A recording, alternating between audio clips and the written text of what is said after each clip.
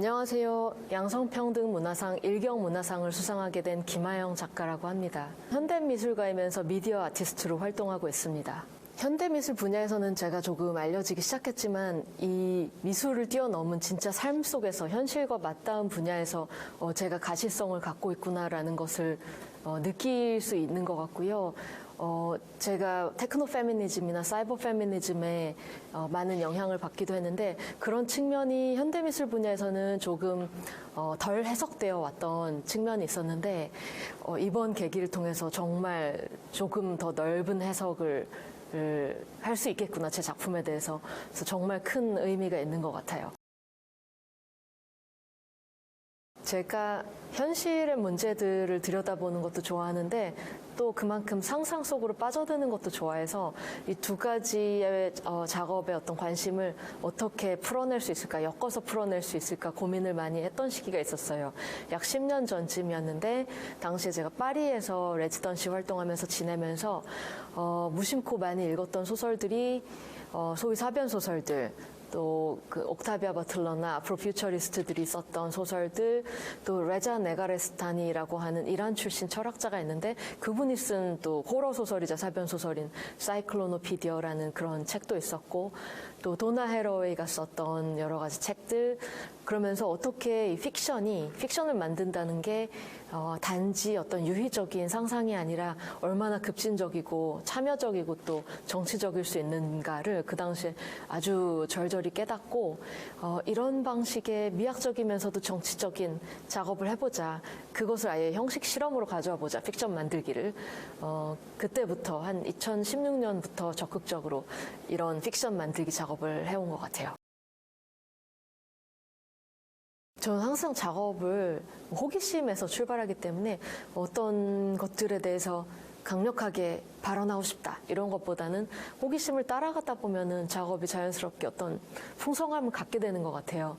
그래서 그런 해석은 전적으로 관객분들한테 열려 있고 이미지 제작 방식에 있어서 저는 어떤 레거시 미디어라고 하는 그 렌즈 기반 영상이라든지 배우님들하고 같이 촬영하는 로케이션 촬영 그런 작업들을 충분히 다루면서 또한 20세기 후반에 본격적으로 활성화되기 시작한 CGI 기반의 3D 애니메이션들, 그리고 게임 엔진 기반의 영상들, 또 최근 들어서 많이 쓰기 시작한 어떤 자율주행 자동차에 탑재되는 라이다 스캔, 적외선 센서 기반의 라이다 스캐닝 센서도 쓰면서 또 최근에는 생성형 AI 기반의 영상까지도 마구 충돌시키고 접목하면서 정말 이질적인 그 질감을 갖고 있는 이미지들을 배치하는 걸 좋아하거든요.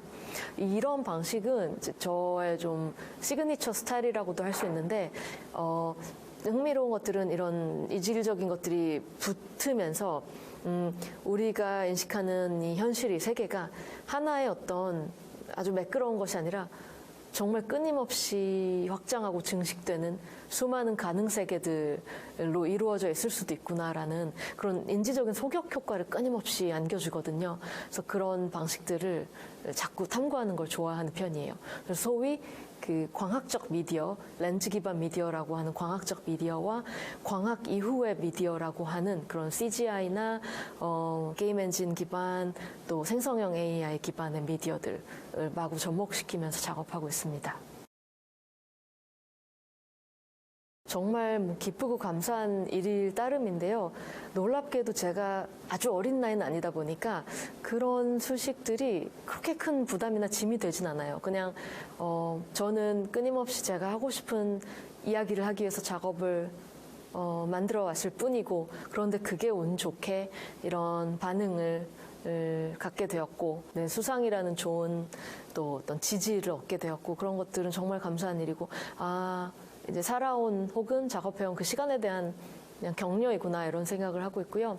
그리고 또 최근에서야 저희 지인들이 이제 축하 얘기를 해줄 때 이런 아트 앤 테크놀로지 분야에서, 특히 미디어 아트 분야에서 아시아 여성으로서 이런 종류의 상들을 수상하게 된 게 얼마나 상징적이고 큰 의미냐, 진짜 이게 의미 있다라고 얘기를 해줬을 때야 비로소 그렇구나, 이 미디어 아트 분야, 아트 앤 테크 분야가 아시아 여성들에게 그렇게 많이 열려있는 분야가 아닌가 보구나라는 거를 도리어 깨달았던 것 같아요. 그러면서 아 진짜 감사한 일이구나라고 다시 한번 느꼈고 그리고 이렇게 어떤 하나의 사례가 됐으면 좋겠는 마음이 있고 그렇습니다. 예. 이 부분은 정말 많은 논의가 앞으로 필요할 것 같은데요. 사실 하나의 기술이 개발되면은 그 기술이 어떤 윤리적인 문제나 논란의 씨앗을 가졌든 간에 자율적으로 증식하다시피 하면서 마구 성장하는 경향을 보이는 것 같아요. 그러한 어떤 이제 성장을 막을 수 있는 건 또 다른 또 엄청난 기술이 나타나서 그걸 덮었었을 경우에만 그것이 이제 방향을 틀게 되는데 사실 이것들은 자본의 논리로 많이 움직이다 보니까 기술이라는 것이 어떤 윤리적인 문제점 같은 것들이 충분히 논의되기 훨씬 전에 쓰임이 생기는 것 같아요. 지금 저희가 경험하고 있는 생성형 AI에 관한 문제도 그렇고요. 굉장히 충격적이면서도 불쾌했던 경험이 있었는데 저희의 주인공, 이 딜리버리 댄서사의 유니폼을 입은 그 바이크 배달 라이더의 이미지를 조금은 트레이닝 시키고 생성을 해낼 때 아시아 여성이라는 그 전제 때문에 정말 두 가지 스테레오타입으로 이 여성이 생성이 됐었어요. 하나는 정말 섹슈얼한 대상화, 이 유니폼을 입고 있는 어떤 성적인 대상화된 모습, 상상이 되겠죠. 그리고 또 하나는 아시아 여성으로서 너무 수동적이고 복종적인 그 여성.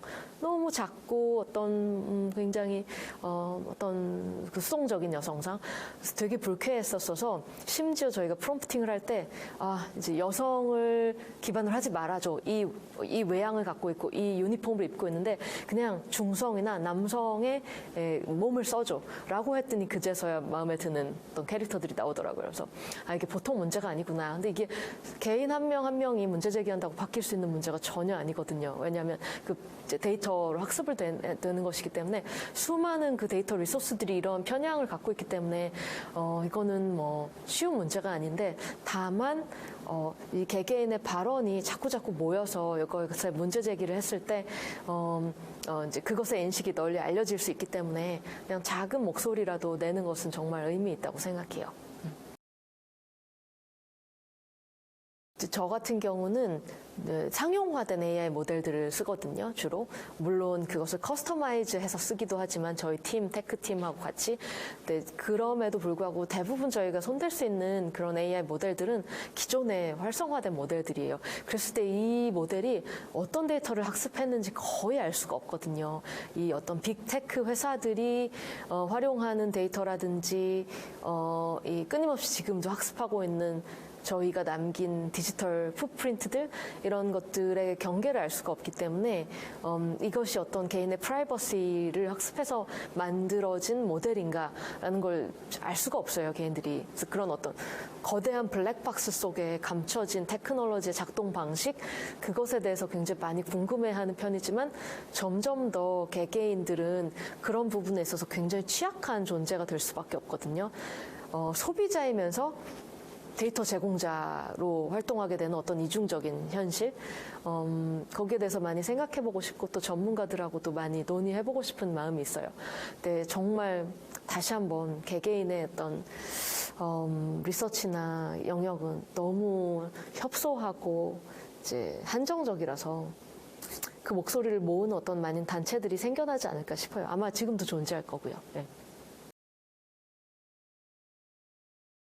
제가 그 최근에 호기심에서 또 인터뷰했던 어떤 분 중에 그 물류센터, 우리나라의 가장 거대한 그 물류센터 중에 하나인 어떤 플랫폼의 물류센터에서 패키징 작업을 하시는 분을 인터뷰한 적이 있었어요. 근데 이분이 너무 흥미롭게도 이제 저의 오만일 수도 있는데 저는 이렇게 딜리버리 배달 라이더 분들이나 물류센터에서 패키징 작업을 하시는 분들을 상상할 때 이것은 그 어떤 비정규 노동이고 그 테크노 프레카리아트라고 하는 테크노 취약 계층 저를 포함해서 어떤 테크놀로지로부터 소외되어 있는 어떤 계급이기 때문에 불안정한 계급이기 때문에 이 직업에 대해서 불만이라든지 어떤 그 벗어나고 싶어하는 그런 마음이 많을 거라는 편견이 있었는데 굉장히 놀랍게도 아주 많은 분들은 그 직업을 즐거워하세요. 즐기세요.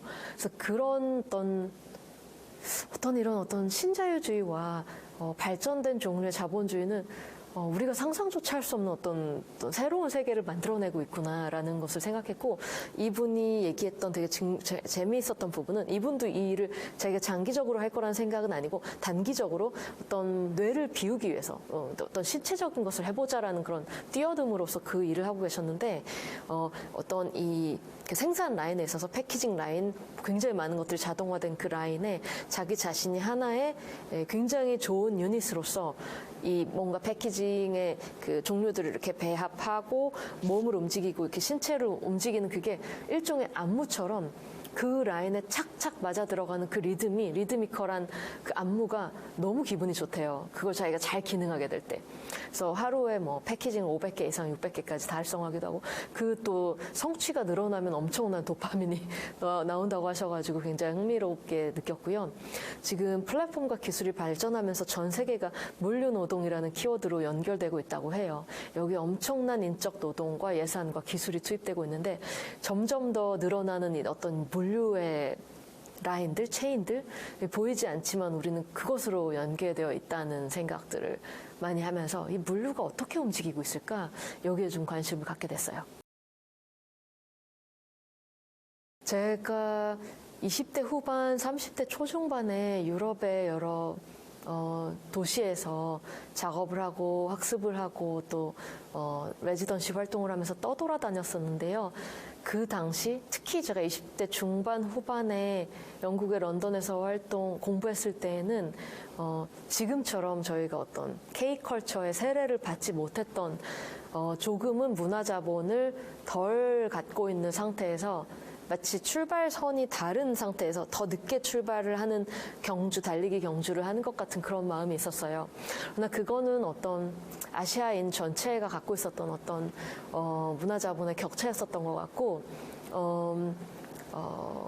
지금은 뭐 거의 뭐 지금 저는 더 젊은 세대들은 와우, 지금 획득한 엄청난 가시성과 문화자본을 반드시 이걸 활용해야 된다고 생각하고 있고요. 아시아 여성으로서 글쎄요, 거기에 대해서 너무 많이 생각하다 보면은 또 너무 깊이 빠져들기 때문에 거기에 대해서는 많이 생각하지 않으려고 노력했던 것 같아요. 이미 너무 충분히 잘 하고 있는 것 같아요. 그런데 더 주체적으로, 더 대범하게, 더 뻔뻔해졌으면 좋겠다는 생각이 있어요. 저는 사실 굉장히 호기심도 많고 하고 싶은 것도 많아서 다 하고 싶어요. 이것도 해보고 싶고 저것도 해보고 싶고, 너무 궁금하고 다른 사람들이 어떻게 사는지 너무 궁금하고, 사실 제 경력과 제 나이 정도 되는 작가분들은 대부분 정말 작업실을 떠나지 못하는 삶의 방식을 살거든요. 저도 거의 작업실 떠나지 않고 어떤 전시나 활동이 있을 때만 밖에 나와서 대외적인 활동을 하는데, 그러다 보면은 어떤 수감 생활 같은 기분도 들어요. 제가 선택한 아주 좋은 쾌적한 수감 생활, 행복한 수감 생활인데, 이제 그러면 그럴수록 또 함몰되니까 저의 일상에 자꾸 밖으로 나가서 진짜 삶은 어떻게 벌어지고 있나, 다른 사람들은 무슨 생각을 하고 사나, 뭘 먹고 살지, 이런 게 되게 궁금해져서 많이 만나보고 싶어지는 것 같아요. 오래전부터 발언권을 갖는다는 일이 얼마나 중요한지 알고 있었고, 발언권은 그냥 주어지는 것이 아니라 그 목소리는 내가 노력하고 내가 가시성을 스스로 획득해야지만 주어지는 어떤 덤 같은 거라는 생각을 많이 했었어요. 그래서 여기 있다는 목소리를 내고 이런 생각을 하는 사람이 있구나라는 소리를 내는 일이 너무 중요하고, 그런 일을 하기 위해서 아주 조금씩 노력해 왔던 것 같고, 그게 비로소 조그만 동심원처럼 점점 퍼져서 이러한 수상을 하게 됐다는 것이 너무 놀라운 일인 것 같고, 현대미술 분야를 넘어선 어떤 사회와 삶에 맞닿은 그런 상의 의미가 저한테 너무 크고요. 앞으로 또 여성주의 관점에서 제 작품이 더 많이 해석됐으면 좋겠다는 바람을 하게 됩니다. 고맙습니다.